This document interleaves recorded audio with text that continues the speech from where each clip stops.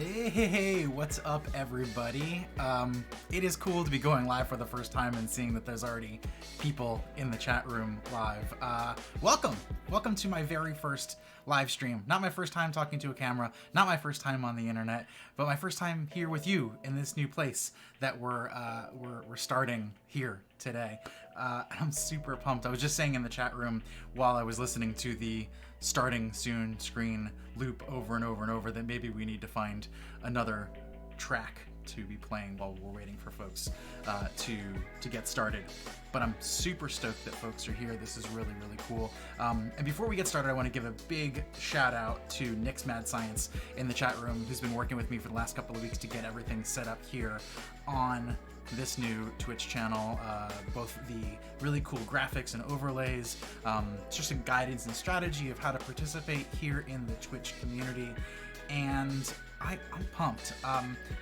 As Amy just mentioned on Twitter as well, of course, today is my birthday, but one of my favorite things about my birthday is doing something with other people, and it is weird to be in this time during quarantine and stuck at home to not be with people. So this is kind of like my birthday party too. I don't know. So I want to say a couple of hellos in the chat room. Poker's Low Roll, yo, what's up? Parrots, hey. Chris Biscardi, nice to see you here. I've been tuning into Chris's streams and I've learned a lot from him, watching him stream. Also over on the Party Corgi Discord. He's got a whole community of streamers, a lot of folks doing programming, streaming over there. It's worth checking them out. But it's been really cool to get to know him more. I also know him through the Stacking the Bricks community. Oh, and we got a follower. Nick set up this really cool animation when new folks follow. Mitya, I think I'm pronouncing your name right. Welcome to the stream. Thanks for following. We've got more awesome stuff coming up here going forward. Mr. Mime Hunts MILFs. That's an awesome name, I guess. Thanks for being here. You asked what the portrait is in the back. The one over my shoulder over here is by a Philadelphia artist. His name is Chuck Styles. Check him out. You can Google Chuck Styles. He's a black Philadelphian artist. He's amazing. And the one over my shoulder is one of my favorites of his. It's Rosa Parks. And over her, sitting in the back of the bus, just says, nah. Which I just think is really, really cool. Actually, most of the art over my shoulder, the Keep It Simple, is a gift from my friend Amy Hoy. The other piece, just to the left of that, is another Philadelphia artist. It's a watercolor from inside City Hall. For those of you that maybe are familiar with City Hall here in Philadelphia, there's these really cool kind of tunnels that go out all four directions, north, south, east, west. And you see lots of pictures going in, but you never see a picture of somebody looking out of one of those tunnels into the street, and this one happens to be looking south, so it's one of my favorites. It's really, really cool. Parker's Low Roll, yes, I am from Philly, and I've been here for quite a while. This is home for me. I love it here. Xander, thanks, man. Happy birthday. Thanks for the happy birthday wishes. Love it. Super glad you're here. Let's get into this. Like I said, this is my very first time streaming. I'm learning my way through this. Nick's given me lots of support getting things going, so big shout out again to Nick's Mad Science. But the celebration for today is not actually my birthday. It just so happens to be my birthday. I decided to launch my new book, The Tiny MBA. Official launch day is today on my birthday, and while I'm here with you.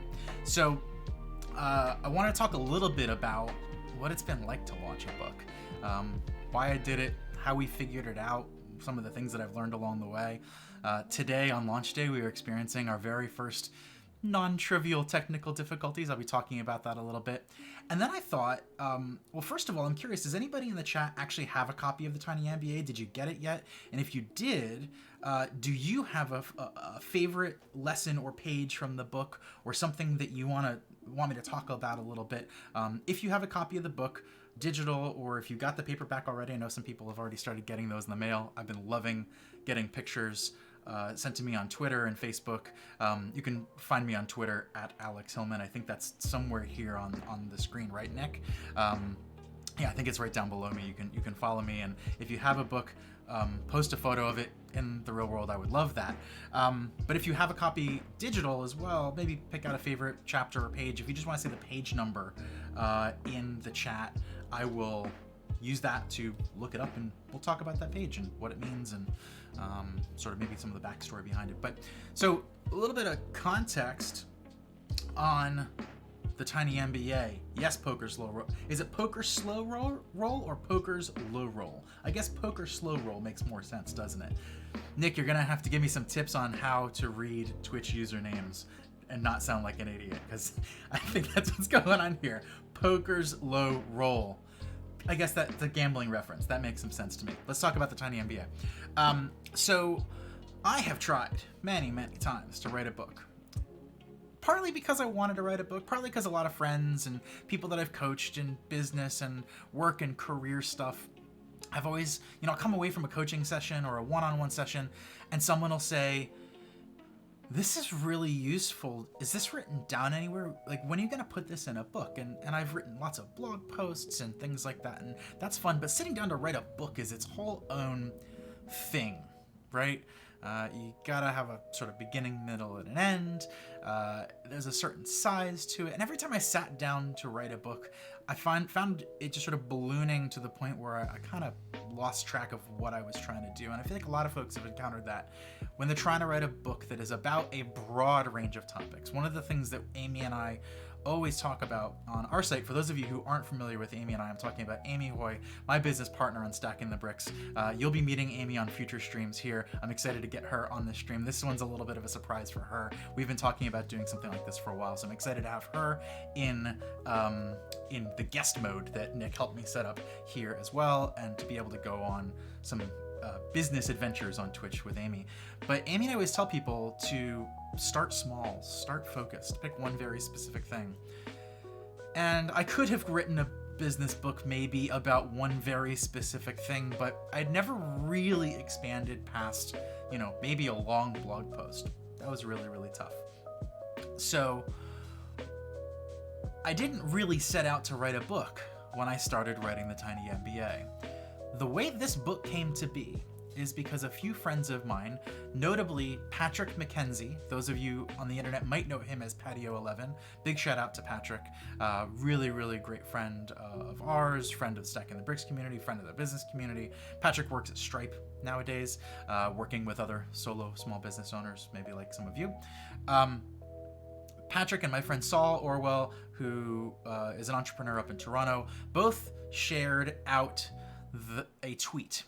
And the tweet was a challenge that it was posted by somebody else who, Venkat Rao. I'll link to that maybe. That is in the copyright page. I should have that handy. But Venkat had suggested that creative people, business people, really anybody should try this challenge. And the challenge was to try to come up with tweets.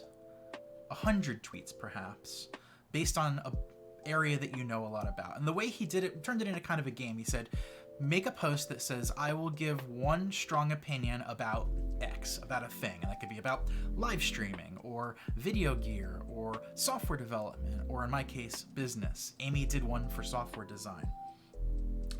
Awesome. Nick linked to that as well, which is awesome. Thank you for that. And then Poker's Low Roll. Yes, Patio11 is the king of charge more. That is his number one piece of business advice, which does show up as a theme in this book. So this challenge was, for every like I get on this tweet, I'm going to give one strong opinion about business. And in my case, it was about business for the long haul, how to build a business that lasts. I've been in business for almost 15 years. Indie Hall turns 14 in just a few weeks. Amy and I have been working together for over a decade. I'm really into business that can be around for the long term. And so every time somebody liked that first tweet, I would add another thought, another opinion, another idea. And I said, I'll cap that at 100. And it turns out that was harder than it seemed like it would be at the beginning, because I'm like, I've got lots of ideas. I've got lots of opinions. I've got lots of perspective. But once I got through the first 7 or 8, I was like, this is going to be harder than I thought. Over the course of a few days, in sessions of writing 10, 15, maybe 20 at a time at the most, I wrote out those opinions, suggestions.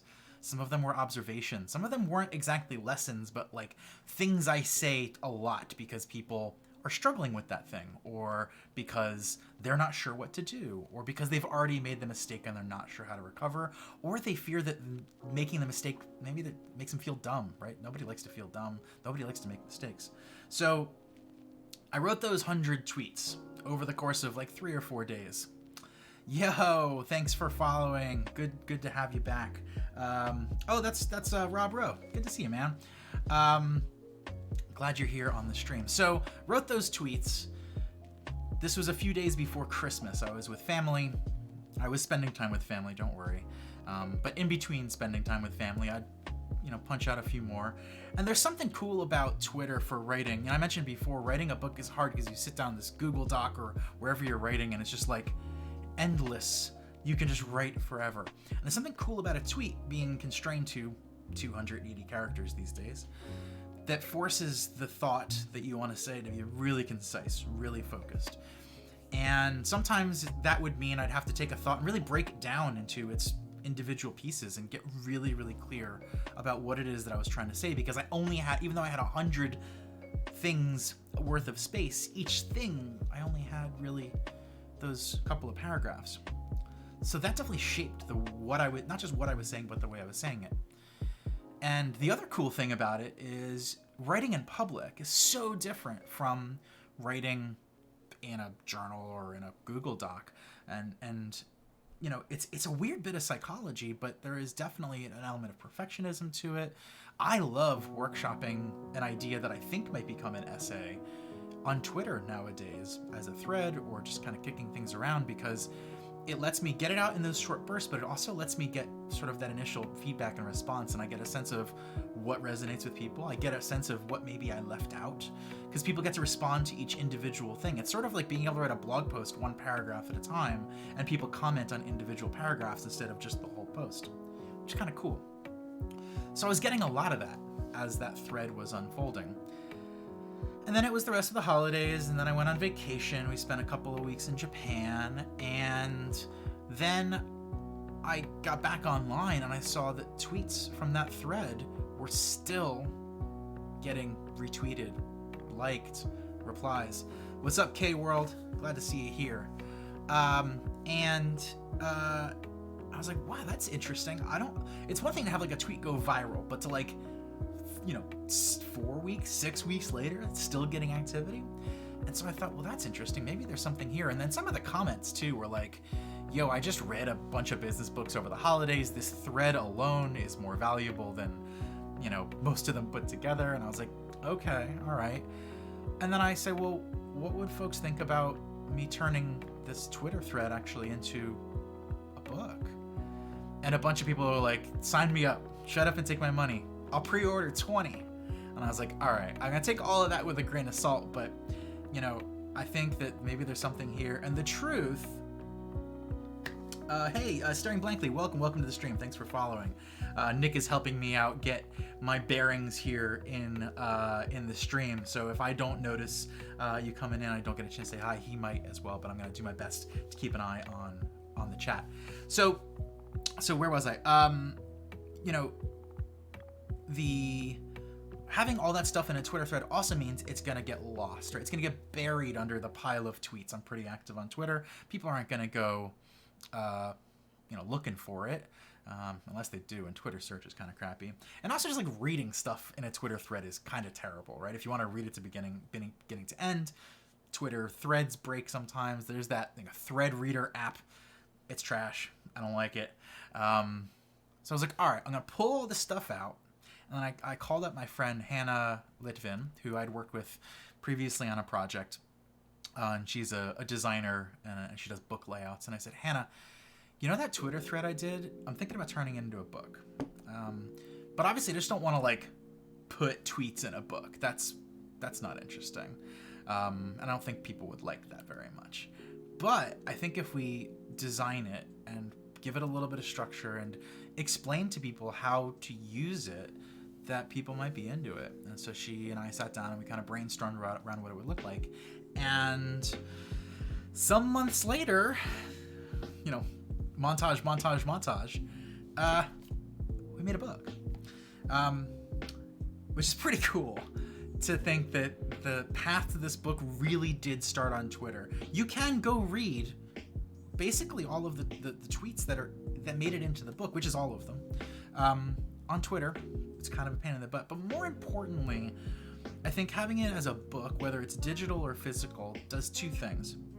One, maybe three things if you can. It's just easy to read. One is it makes it a thing that you can create space for, right? So I don't believe that people are going to go hunt down my Twitter, bookmark it, and read that thread. Like, some will, but most people won't. So a book sort of causes people to make space to sit down and read a thing. The beautiful thing about this particular thing is you can read it front to back in about 30 minutes. Some people have said 20, some people have said 40, some people have taken like 2 hours because they were furiously taking notes on every single page. And as you'll see, each page has lots of space for you to take notes. That's part of Hannah's brilliant design. So a book makes you make space and time to do a thing. I think that's kind of cool. The other thing about this book and the size and the way it's structured and the instructions that we included is, my hope is that it's something that you come back to repeatedly, because this book is not exactly a book that you would read cover to cover. You certainly can. Thanks for the thumbs up, Nick. Coach Nick is giving me a thumbs up on my good job streaming. And Chris, thank you for the notes on the music. The background music is from Harris Heller. Harris Heller's super awesome, I think it's like Stream Beats or something like that. Nick, we got to set up that, like, what's playing. Yeah, Stream Beats Lo-Fi. So Harris Heller stuff is super chill. I actually like listening to it sometimes just by myself because it kind of mellows me out. And it won't get taken down because of copyright notices. It's all copyright-free music Harris made specifically for streaming. So a book, you make time for it. 2, you come back to it.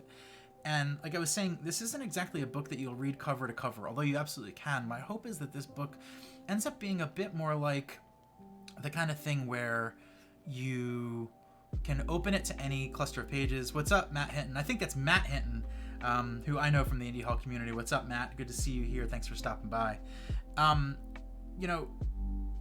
This is the kind of book, it's almost like a deck of cards. In fact, some people have suggested that we should turn this into a deck of cards, which we might. Or it could be one of those like one a day calendar tear off things. That could be kind of cool too. But whatever it becomes, you can just like open it to any page and read it. Another reference that I've heard people give it is like the Zen Koans. If you're familiar with that, the Zen Koans is a collection of like really short stories and sort of parables that are meant to sort of recalibrate your thinking about the world and philosophy and life. This is that, but for business stuff. And my last sort of example of what this actually ends up being kind of like is if you're familiar with Brian Eno's Oblique Strategies. Brian Eno is a musician, a sort of pioneering electronic musician, and a sort of a pioneer of creative work in a lot of ways too, and has published a lot of behind the scenes stuff. And he created this thing called the Oblique Strategies, which is a collection, a deck of cards and a collection of sort of prompts and suggestions for creative people when you're kind of in a creative rut and everything you think about is just like the last thing that you thought about. The Oblique Strategies are meant to kind of get you out of that rut and thinking in a new way, thinking in a new direction, which is cool.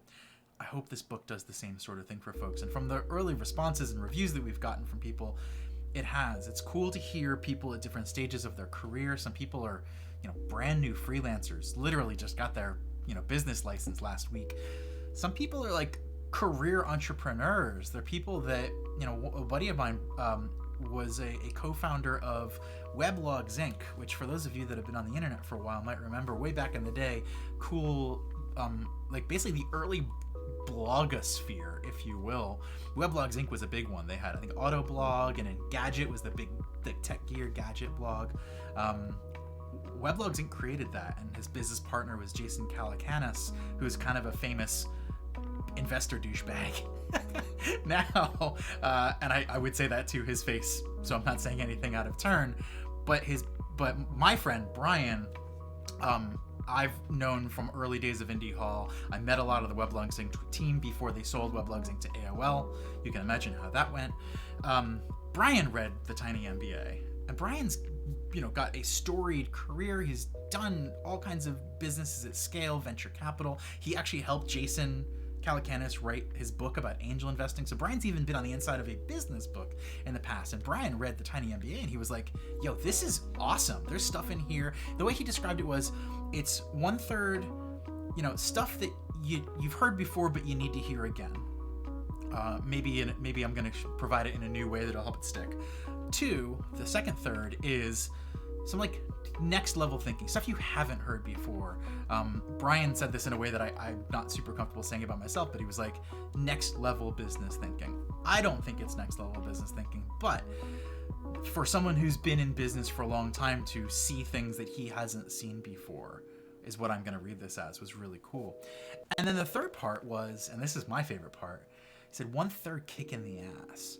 And he said for him, an experienced entrepreneur, he realized there's things he's doing the hard way that he doesn't need to be doing the hard way.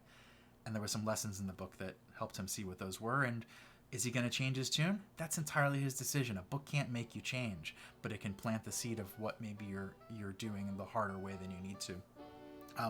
So it was really, really cool to hear those kinds of feedback from early reviews. Nick is reminding me that if anyone has favorite pages or concepts from the book, if you already have a copy, if you haven't bought a copy yet and you're here, what are you doing? You can get a copy right now at tiny.mba. The digital version will be delivered basically instantly, so you can get that right away. And then the paperback ships in about a week if you buy today. But if you do have the digital copy or a physical copy handy and you have a favorite page or a page you have questions about, drop those in the chat and we'll be talking about those in just a couple of minutes. So give you a little bit of backstory on where this book came from, some of the sort of response, why a book at all. And then I can talk a little bit about the book launch process itself, which, is, I think it's interesting. I hope you think it's interesting. And if you don't think it's interesting, let me know in the chat and I'll come up with something else. Social GG, so natural at marketing. I'm guessing that's me. Nick, if you could translate, or otherwise, Social GG, just glad to have you here. So launch, how do we do this? Well, Amy and I mentioned before, my business partner Amy and I run Stacking the Bricks. So website, sometimes we do podcasts, sometimes we do videos, a lot of written stuff for creative people who want to start and grow businesses. And we've launched lots of products over the 10 years, some big products, some little products, all digital products. So this is the first time doing something physical.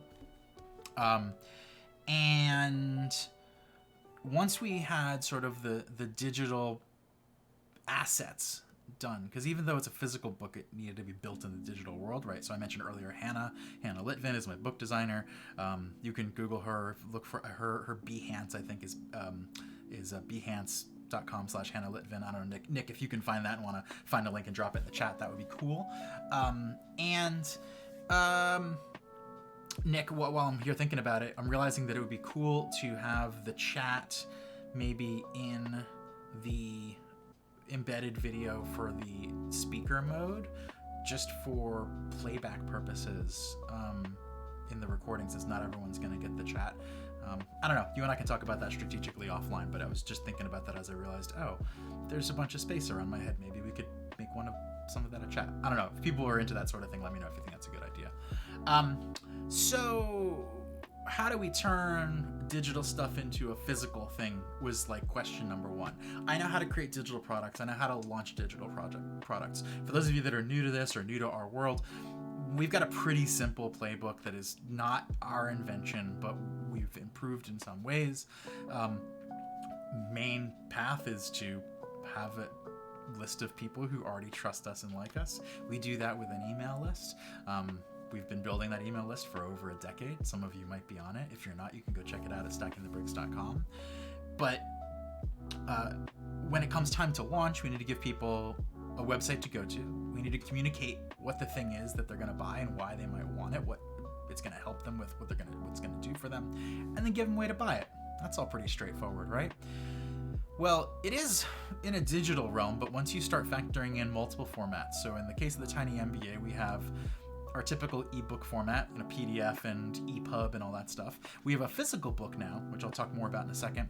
And we've also decided, well, let's ship on Kindle, right? I didn't really want to put the paperback book on Amazon. I don't like selling stuff through Amazon for a variety of reasons. Some of it's because they take a bigger cut. That's not really the biggest reason. No, the biggest reason I don't like selling stuff on Amazon, and we're going to talk more about this in a minute, is because Amazon doesn't let you talk to your customers, which sucks. And I get if a customer doesn't want to talk to us. That's totally fine, and I don't have any feel like I have any right to talk to my customers. But when it comes to like customer support, and in this case like product delivery, not being able to talk to customers definitely limits our abilities in terms of customer service. I know I've got some friends in the chat who sell on the Apple App Store and presumably the Android App Store too. Same thing, right? You are playing by their rules, and that includes communication. When you sell a book on Kindle, in the Kindle store for Amazon, yeah, you can get some reach. It's cool. Yeah, it's nice to be able to have that one-click buy, right? People love that one-click buy. But the trade-off is if something goes wrong, I'm limited in the ways I can reach you and help you and let you know what's going on. And we ran into one of those today on launch day. I'll be talking about that in just a couple of minutes. Disaster. After the break. Nick's asking about Hannah's name. Hannah Litvin, Litvin. Should be, I think it's on Behance. If you search Behance, Hannah Litvin, you got it. Good. Thanks, Nick.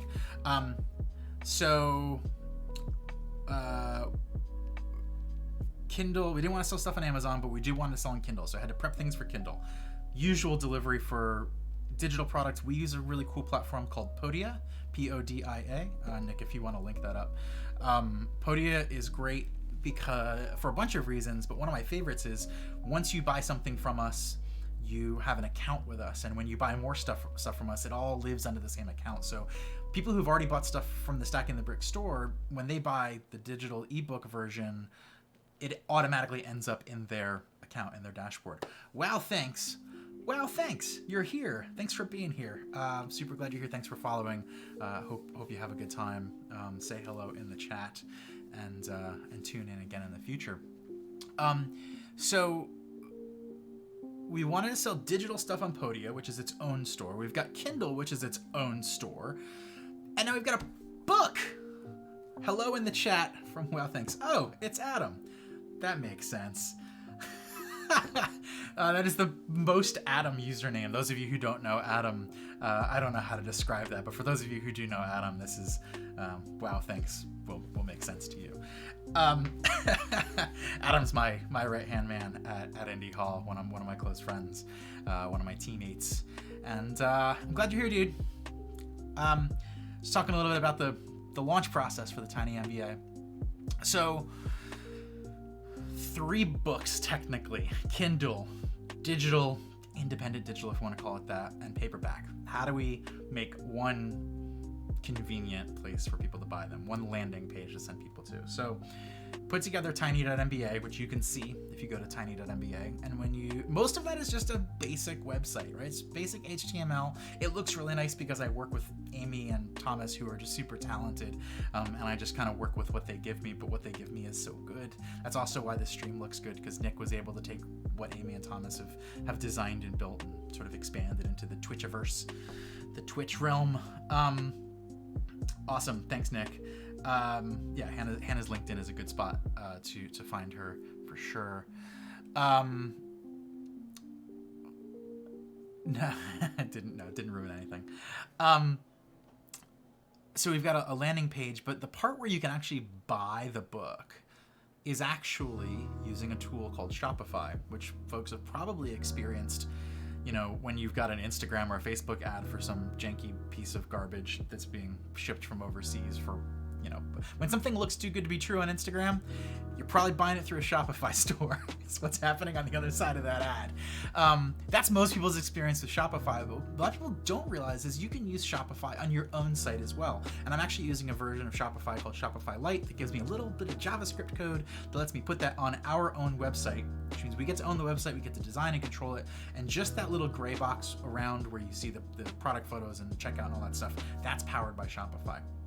And they give you a really nice, clean checkout experience, almost as good as Amazon, I would say, in terms of one click if you've ever purchased from them before. They do a really good job of saving your shipping information and your billing information, all that stuff. Make it almost too easy to buy, which business folks like. But obviously, we're not going to take money right out of your wallet. You have to make the decision. But we want to make it easy, so you don't have to go hunt down your wallet to make the decision to buy.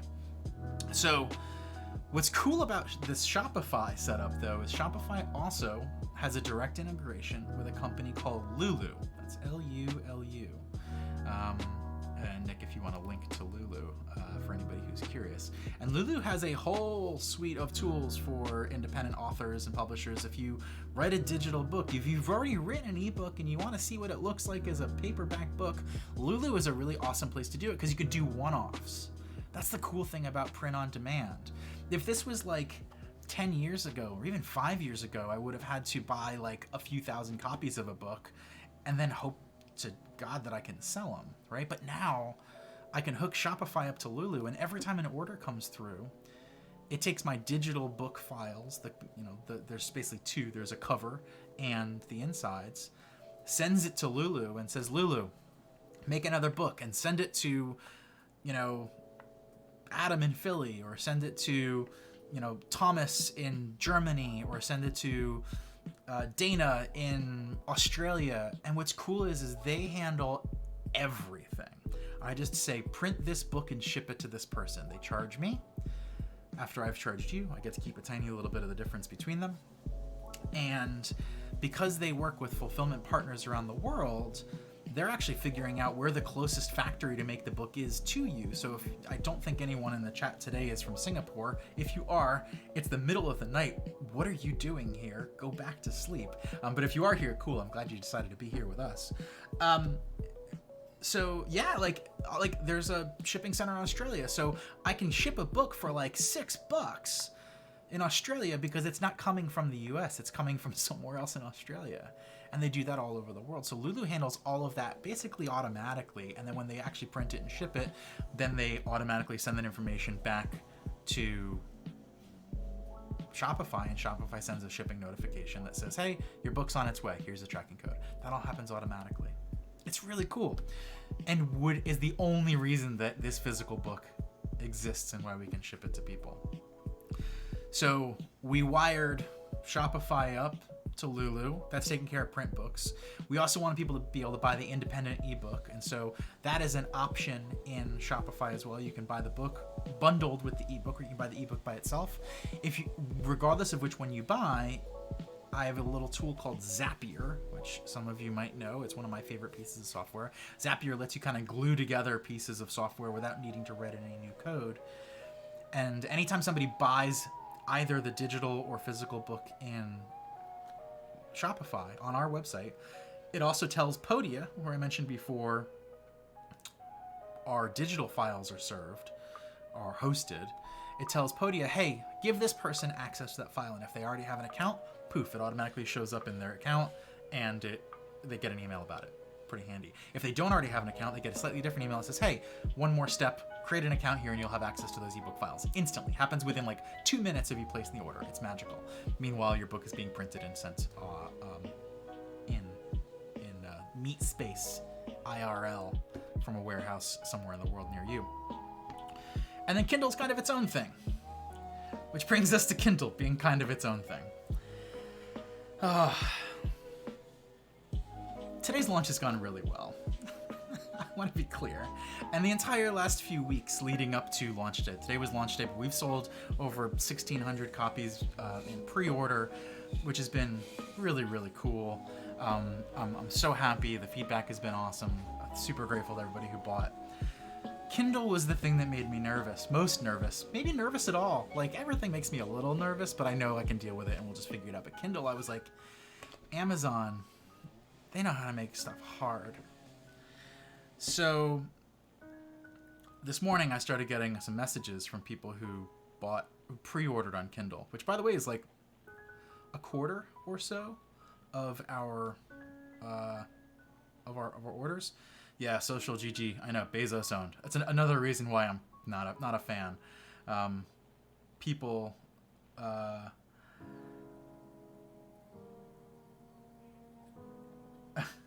Nick, are you taking care of the moderation stuff here? This is new to me.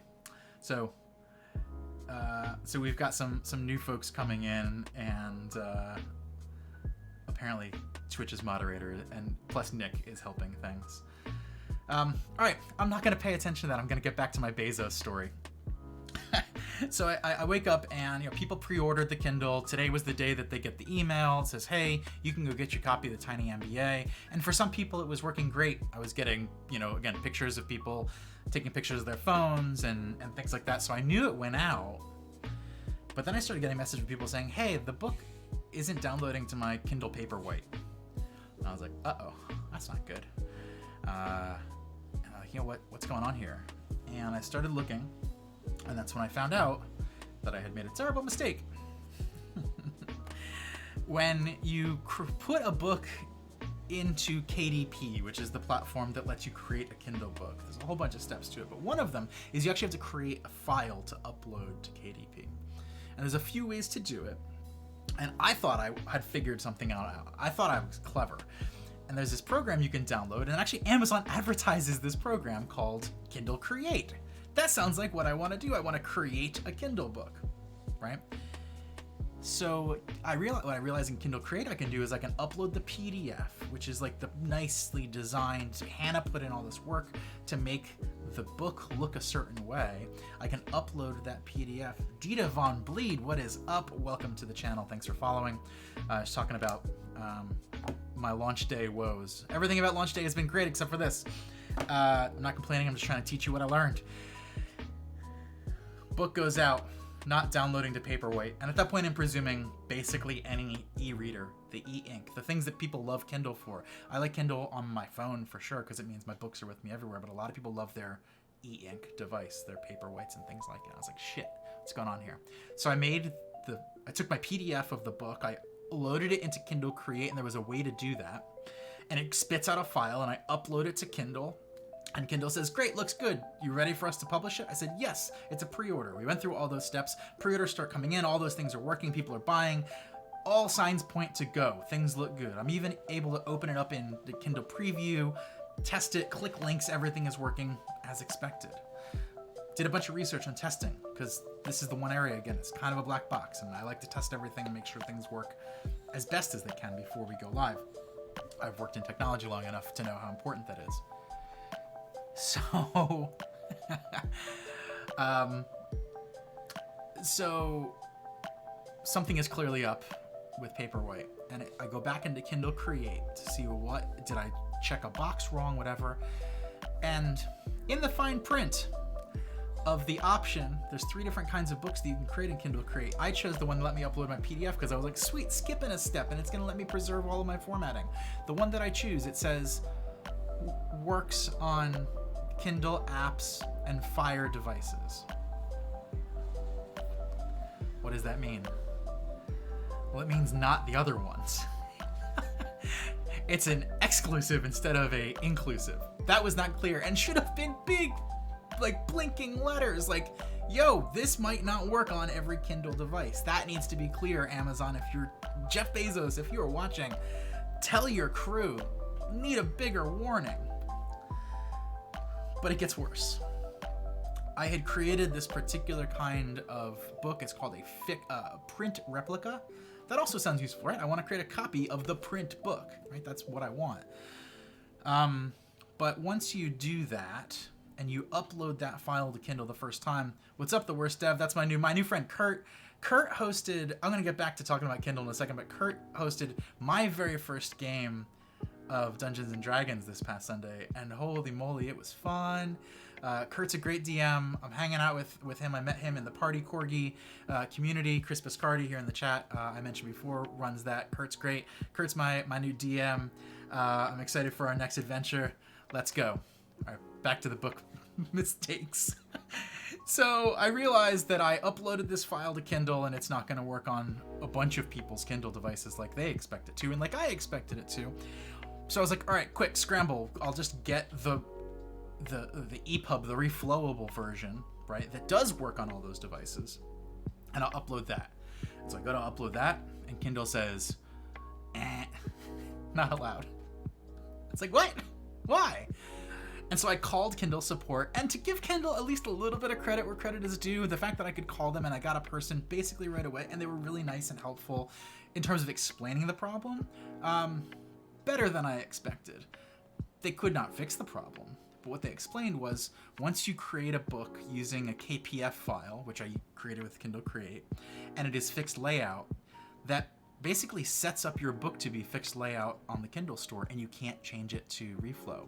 And it's the fixed layout piece that makes it only work in Kindle apps and Fire devices, not on their own hardware.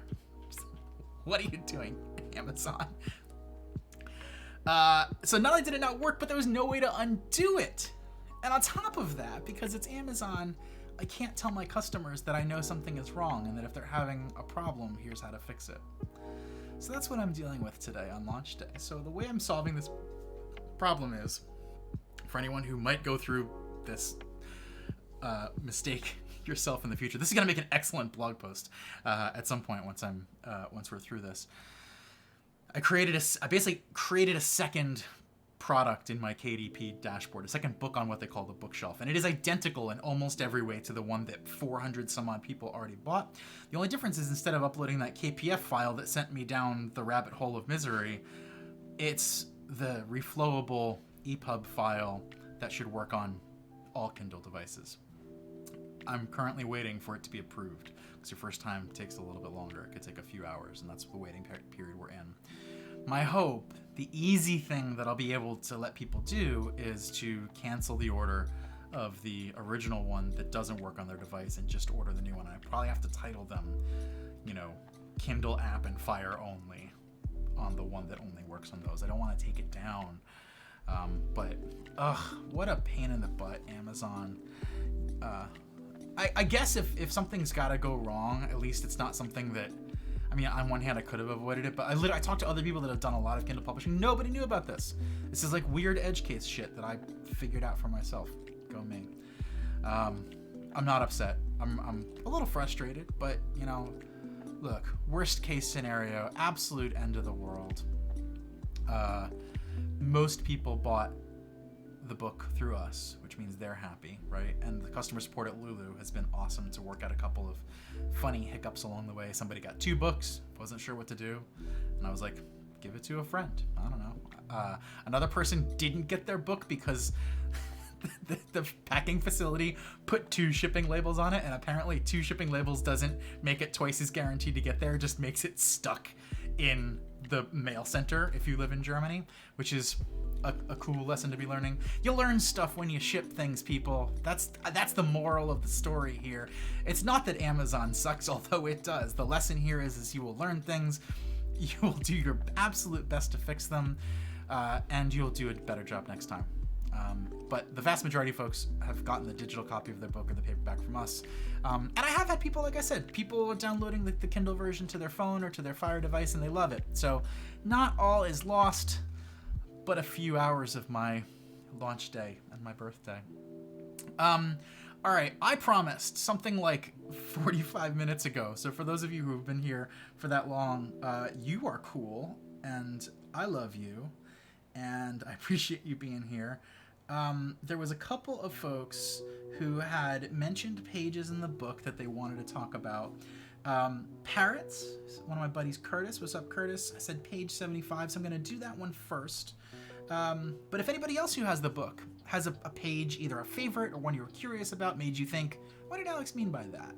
Or you just want me to talk a little bit more about, throw out a page number and we'll talk about it a little bit more. But we're going to start with page 75, requested by Parrots. Oh, this is a good one. Dramatic readings of the Tiny MBA. Page 75 says, a great business partnership can be wonderful, but just like other partnerships, requires real effort on the relationship, not just the business. I like this one. And actually, like, there aren't specific chapters in the book, right? We actually talked about like reorganizing everything in chapters. It is, every page is its own self-contained page. Some of them are kind of clustered. That's the way they came out of my head, and we decided to keep them that way because they're kind of emergent, and I think that creates a cool, potentially useful experience. So there's not a chapter on partnerships, but there's a themed cluster on partnerships in and around page 75 for sure. And I think about a few things when I read this page back.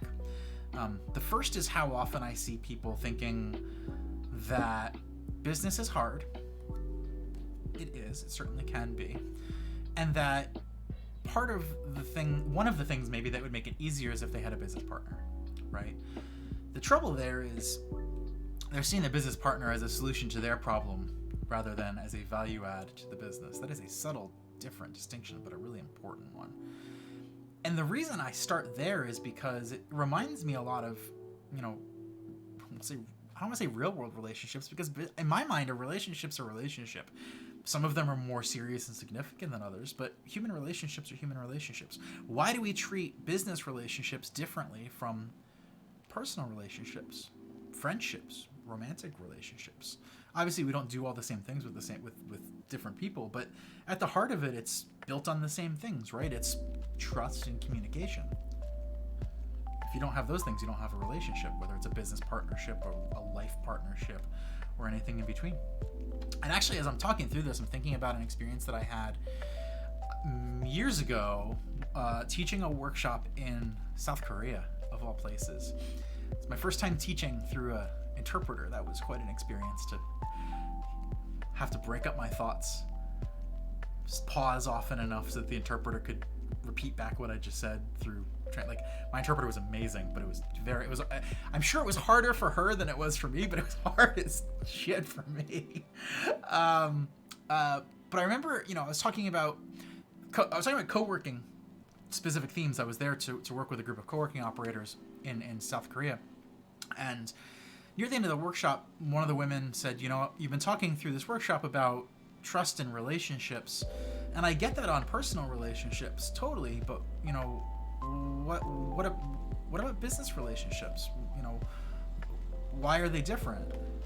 And my response to her was, are they different? Like, again, there are elements that are different. They maybe get different senses of priority in your life. All of that is important. But the core elements that make up a relationship, whether it's a professional relationship or a personal relationship, are they really that different? I think it's a very American thing to sort of compartmentalize, it's just business, man. That sort of thing. Like, that's never flown with me. Like, I don't want to do business with people that I don't trust and who don't trust me. So I work really hard to earn trust and keep it. And I also recognize that other people, when they put in the work to earn trust, they get priority from me, point blank. So I guess part of this, this page is that backstory for me and thinking about that. But also that relationships take work. And I can think about the two business partnerships that I'm in. I have a business partner with Indie Hall, the co-working space that I started. Shout out Indie Hall. Shout out to all the Indie Hall members that are here in the chat. Super glad you're here. Many of you don't know that I even have a business partner, I believe. His name is Jeff DeMasi. He's great. He gets a shout out in the book. And there have been times in our professional relationship that Jeff and I have been really close. And that closeness has led to really interesting and valuable things to happen in the business. And there have been times that we've drifted apart because we weren't working on the relationship. Things were happening in our lives. Things were happening in our other businesses. Like, we both co-own Indie Hall, but we also run other businesses. So it doesn't get 100% of our time. The business doesn't. And so our partnership certainly doesn't.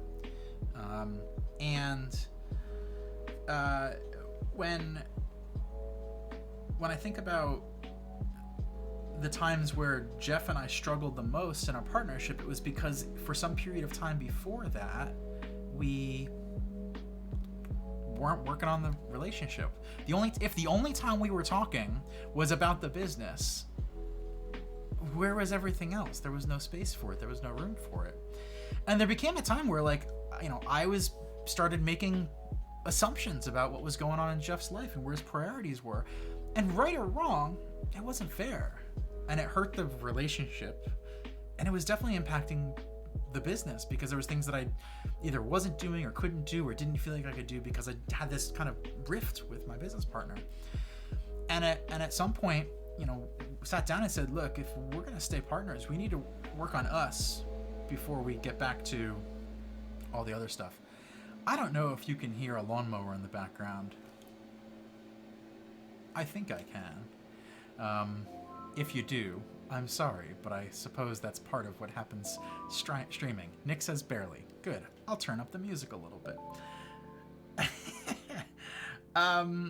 So, you know, when things aren't great in the business, I think it's really important to take a look at the relationships in the business and go, is there any repair we need to do here? Because if you don't do that first, whatever you do in the business, doesn't matter. Music's a little too loud now. All right. Turning it back down. Hopefully this is a little better. Still getting my bearings with all the audio stuff. So, you know, similar with Amy, there have been times where, again, it's Stacking the Bricks, the business that Amy and I run together, is not our only business. And we also have, you know, other stuff going on in our lives. Amy's had major health issues the last few years. I did an interview with Andrew Warner on Mixergy last year, I think it was. If you want to check out Mixergy.com or Mixergy, search Mixergy Alex Hillman, you'll find that conversation. We talk a bit more about this, and that there have been times where I overextended myself. I signed a client contract back when I was doing that, and that ate into my ability to fulfill on commitments that I had with Amy. And actually the flagship course that we run together, 30 by 500, at one point, we sold like over 100 seats. And then I was like, I got this other thing I have to do. You're going to have to run this one on your own. I gave her the money back, though. I gave her back my portion of the money. It's not just about the money. It certainly didn't feel great to give back the money, but it would have felt way worse to keep the money, right? Long term. And also, like, if I ever wanted to work with her again, like, I didn't hate 30 by 500. I just made a mistake and I was overcommitted. And so I had to consider, what is the importance of the relationship here? If I want to continue the business relationship, I need to make sure the human relationship is right first. And I could not think of a way to do that and not give the money back. It just didn't make sense to me. And yet I see people over and over not treat their business relationship like a human relationship. And the number of businesses that fail, not because of anything in the market or competition, but because the business partners just don't treat each other like decent human beings, is a lot. When I mentioned before, I was talking about my friend Brian Alvey, who was the co-founder of Weblogs Inc. That was one of his takeaways from the book. He's again worked in the startup world. He's got lots of friends with incubators. You know, former business partner is Jason Calacanis, and his incubator, like big prominent Silicon Valley, blah. And he was like, the number of times I've gone into an incubator and found out that a business that was there just last week went away, and they failed, not because it was a bad business or a bad idea or bad marketing or bad timing or competition or raising money. It was because the partners just wouldn't freaking talk to each other. And I don't think you can really run a business long term if you don't treat the business partnerships as real relationships. That's a lot in that one page. And I could do a lot of things like this for almost every page. I'm excited for this live stream to become an opportunity for us to go deep in some of the stories behind these pages. And I'll say here, this is not a promise, but an idea. I've been thinking about the audiobook version of the Tiny MBA. Some folks have asked, like, are you going to do one? I would like to do one. But Rob Rose says, applies to bands and music groups so much. Totally. I mean, on one hand, there's lots of bands who wrote great music because they hated each other. However, that got them, what, one good song, maybe one good album? But yeah, no, that analogy is there, right? A team is a team, whether it's 2 people or 100 people or 1,000 people. If people don't treat each other like people, that team's not going to be around for very long. One of my favorite examples of that in action is actually, and I was telling this story yesterday, I think, on a podcast. There's a company here in Philadelphia called WildBit. It's run by my friends Natalie and Chris Nagel. Natalie's the CEO. Her and her husband Chris run the business. They've been running it for 15 plus years, almost 20 years maybe. And they made the shift from digital services, making websites and web apps to their own products. You might know them from things like Postmark, transactional email delivery, Beanstalk from before GitHub took over the source control world, that sort of thing. Natalie's easily like top 5, maybe even top 3 CEOs on the planet for me. So if you don't know Natalie Nagel, go look her up. Look up some podcasts she's been on. She's amazing. And WildBit's amazing. And part of the reason WildBit's amazing is because they take this relationship thing so seriously. And not in that kind of hokey, it's a family way that sometimes feels kind of creepy. They have a really interesting viewpoint that I've never heard anybody else say. I'm sure other people think it. Maxell, thanks for being here. I hope we see you back again soon. We'll be doing more of this and maybe a little less wandery next time, because I know we're coming up on an hour. I'm going to talk a little bit about Natalie. I'm going to answer number 19, page 19 from Nick, and then I think we're going to wrap things up for the day. This has been a lot of fun. So Natalie describes the purpose of WildBit as a company is to create a work environment and to create a team that works in that work environment that is exceptional. I think she's got a way better way of saying it than that, but ultimately their focus is not on the product that WildBit puts out. WildBit puts out products that make money. It's almost a means to an end, right? The reason the company exists is to build a team that is high functioning and amazing, and then the team happens to create output in the form of these products that people can buy. But the focus is entirely on the people in the company.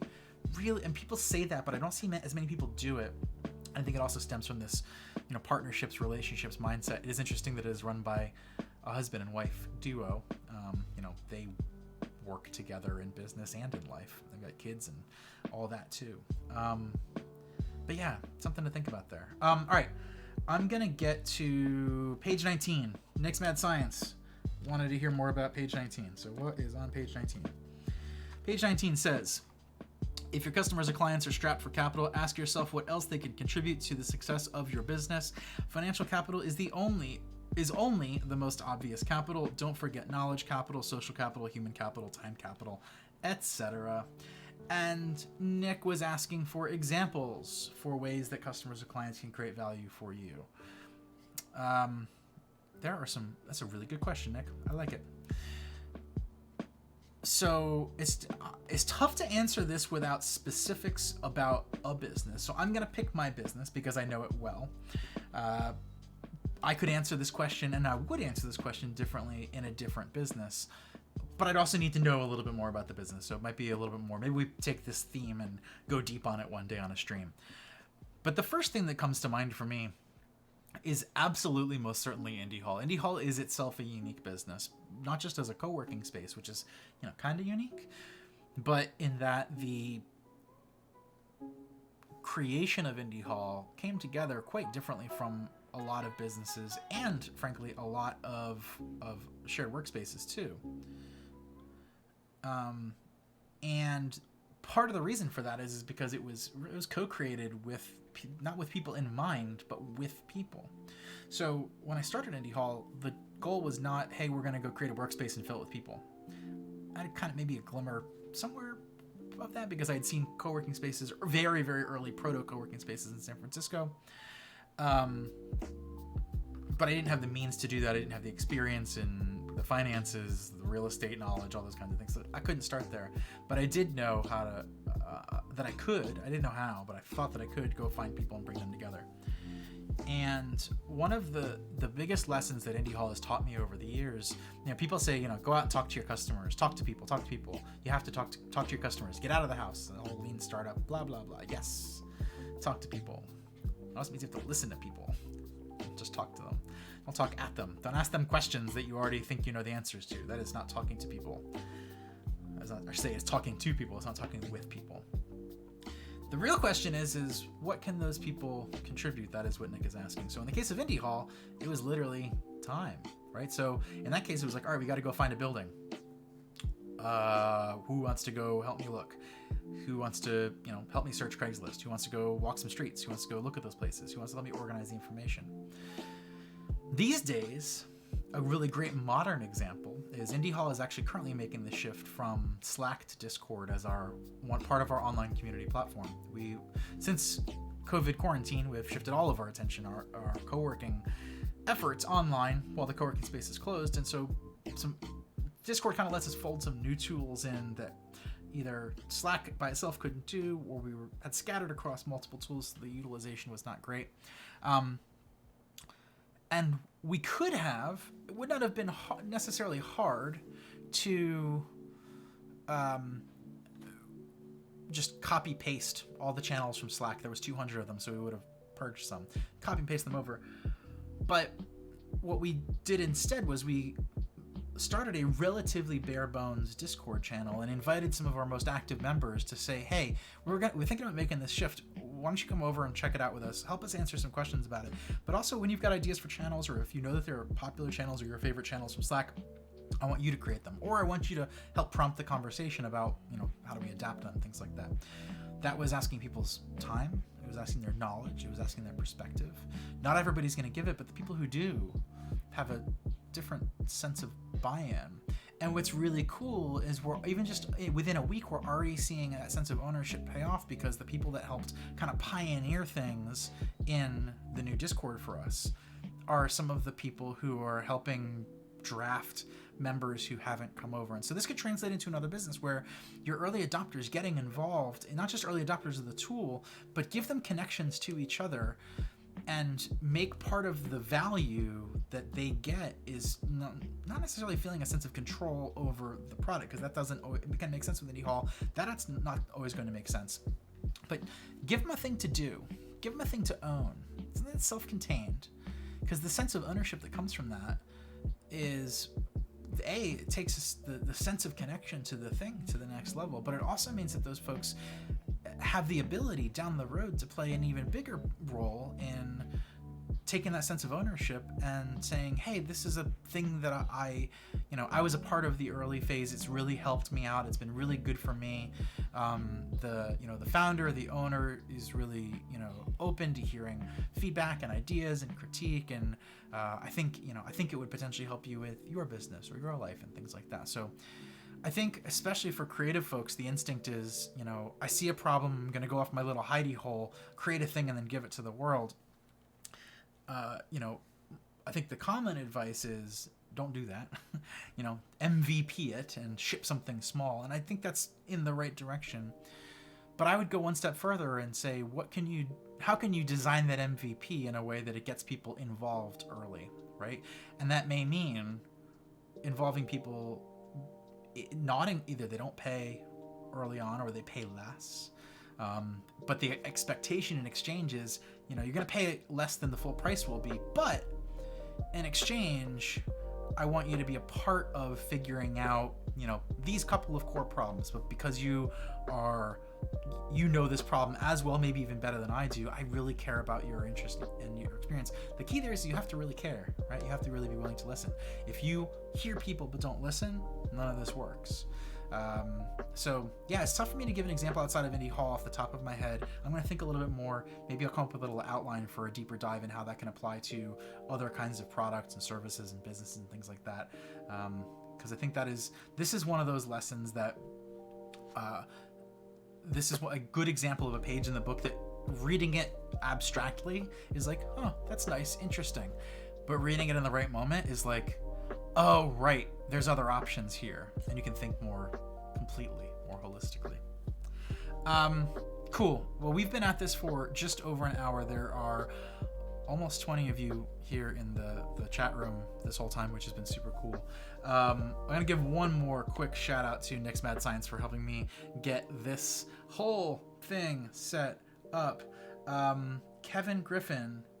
That name sounds familiar. Where do I know Kevin Griffin from? Nick, remind me. While you're doing that, I'm going to send my little sign off. Ciara, hey, I didn't know you were here. It is so good to see you here. Thank you for tuning in. Hope to see you back again soon. Yeah, so we're gonna wrap things up for today. Oh no, you missed it, Ciara. It's okay. I think I have things set up to record this, so it should be up for a week or two if you want to tune in. I hope I set that up right. Nick and I were playing with that last night, so fingers crossed, because today's a special day. I'm hoping it was recording. Oh, it looks like I was recording in OBS too, so absolute worst case scenario, I have a recording here that I can upload later. But we will be back. I'm gonna figure out my stream schedule. Until I do that, I would love it if you subscribed so you can find out when I'm going live again. And obviously, if you're in the Indie Hall or Party Corgi communities, I'll be sharing what's there. If there's something you'd like me to do on this stream, I want to hear about it. This is kind of a new adventure. I was doing a little bit of homework. There are some people who do business Twitch streaming, but not a whole lot of them, and I have not been able to find any that really do stuff like what we do. And a lot of like people who do stock trading things on whiteboards. You will never see a whiteboard behind me. That is my promise to you today. What you might see in the future, though, a couple of things I'm looking forward to. One of them, I'm going to show you an example of while we're here. There is a thing that we do in the Stacking the Bricks community. It's a thing that Amy and I, sort of our approach to customer research, if you would call it that, audience research. How do you figure out what people want so you can make that? We call it Sales Safari. Sales Safari is a research methodology that Amy invented, and we have tuned and figured out how to teach other people over the years. You can buy a 101 course on how to do Sales Safari at shop.stackingthebricks.com. Other than that, it's only available in 30 by 500, which is our big like mega course thing. But I was thinking it would be cool here and only here on this stream, which by the way, we need a name for the stream. I was thinking the tiny stream. I don't think that's going to be it. The Stacking the Bricks stream doesn't feel right either. So if you have ideas for what we call this show, I would love to hear them. Indie Hollow is named by its members. Y'all are founding members of this as far as I'm concerned. So maybe you can help out coming up with a name for this. But one of the things that Nick helped me set up, actually, I'm going to take you through a couple of things that Nick helped me set up. One is, obviously, I can sit here and chat with you and not always streaming the bricks. Sounds painful, but I can see that growing on me.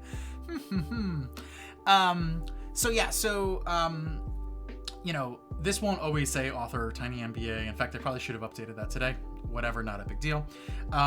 We will be having guests on this show, right? And so, this is still set up from last night when Nick and I were testing, but sometimes I'll bring somebody on. If you want to come on and maybe talk about something going on in your business, we can do maybe a little bit of, coaching discussion or problem solving together. I think that could be kind of fun.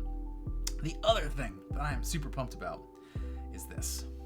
So this is, I've been watching all you programmer streamers do cool things and share your screen and have people watch what you're doing and it be exciting and interesting and people learn from it. And so I thought it would be cool to set up a thing where we can go and do Sales Safari together. What do you think about that? So here's the idea is maybe one day a week we'll do Sales Safari together and you show up and I will take contributions of a suggestion, who is your audience, what is a watering hole, where do they hang out online, and we bring that up on the screen here, we share it, and as a group, everyone in the chat, me here on screen, we're gonna go do Sales Safari. I'm gonna pull up the screen, I'm gonna take some notes, we're gonna do it together, we're gonna compare notes, see what we can learn, get a little bit of Safari practice in. I also want to get Amy in on this. I'm good at Sales Safari. Amy invented Sales Safari. So you really want to see Amy do Sales Safari. I know that. So if you're into that idea, give me a thumbs up in chat. I would love to hear that. But also think about if you want to suggest one of the first few audiences that we can do Sales Safari on together. I think that'll be kind of fun. Lots of thumbs ups from Nick. Excellent. We will keep We will keep at it, though. This has been fun. This has been a fun experiment. I super appreciate those of you who stuck around for the vast majority of the stream. I also appreciate those of you who showed up a little bit late here at the end. I'm still glad you showed up, and we'll be getting together again soon. Like I said, I don't have a schedule yet, but I'm figuring out exactly what that's going to be. I'm thinking maybe 2 days a week. I'm thinking like a show and a safari, something like that. And then some maybe one-shots here and there. JR Gould, welcome to the stream. Thanks for the follow. Well, this has been a trip. Thank you. Have an awesome rest of your Wednesday, August 26th. Tiny MBA book launch day. If you haven't gotten your copy, you know what to do. Tiny.mba. If you buy it on Kindle, maybe wait a few hours. And yeah, it's the birthday for me. It's the birthday for the book. And the birthday for a brand new stream on the internet. Cool. All right, I think that's it. I'm gonna sign off. I got a cool little sign off graphic as well. Thanks to Nick. Once again, Nick's Mad Science helping me out with the stream today, both mod in the chat and setting up all this cool stuff. This was fun. If there's things you want to see me do, if there's things you think I can improve, I am real good at taking critique. What can I do to make this better? I want to make this fun. I want to make this a place where we can hang out and talk about business, because there's not a lot of places on the internet for that. I want to make this that. The way I pitched this show, you might have seen me post this on Twitter. I pitched this show to Nick as Pee-wee's Playhouse, but for Alex and his business friends to talk about business. So a little zany, a little wacky, but always keeping it real. And maybe, fun friends come over to play from time to time. So with that, I'm going to switch to my farewell screen, say goodbye, and have a great rest of your week, everybody.